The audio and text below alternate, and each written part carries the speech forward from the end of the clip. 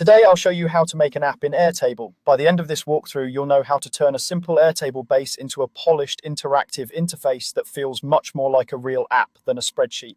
First, open your web browser on your computer and go to the Airtable website. Once the page loads, sign into your Airtable account using your usual login details. If you don't have an account yet, you'll need to create one, then log in before moving on. After you're signed in, you'll land on your Airtable home screen. Here you can either open an existing base or create a brand new one. This base is where your data lives, and it's what your app will use behind the scenes. If you already have data organized in a base, go ahead and click to open it.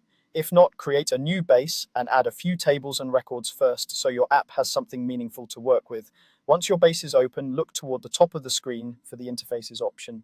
This is Airtable's tool for creating app-like experiences on top of your data. Click on Interfaces and then choose the option to create a new interface.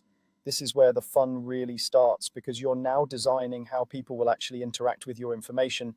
Airtable will ask you to choose a layout for your new interface.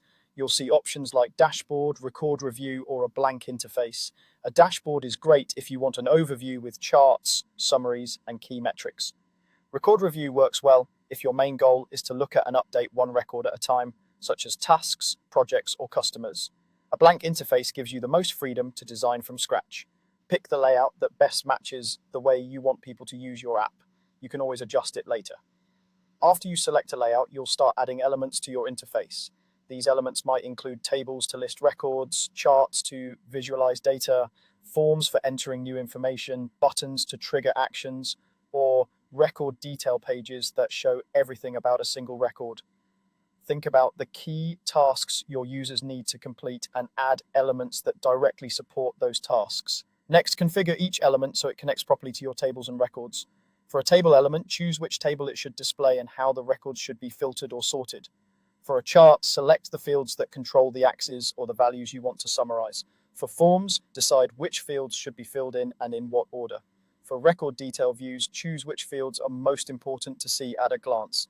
Take your time here because this configuration step is what makes your interface truly useful. Once your elements are configured, customize the overall layout to match your workflow or app purpose. You can rearrange components, resize sections, and group related information together so it feels intuitive. The goal is to make it easy for someone to open this interface and immediately understand where to look and what to do. When you're happy with how everything looks and works, the final step is to click Publish. Publishing makes your app interface available to your collaborators so they can start using it instead of digging through raw tables. After publishing, you can always come back, tweak the design, and republish as your needs evolve. And that's it. You've turned a simple Airtable base into a functional app using interfaces.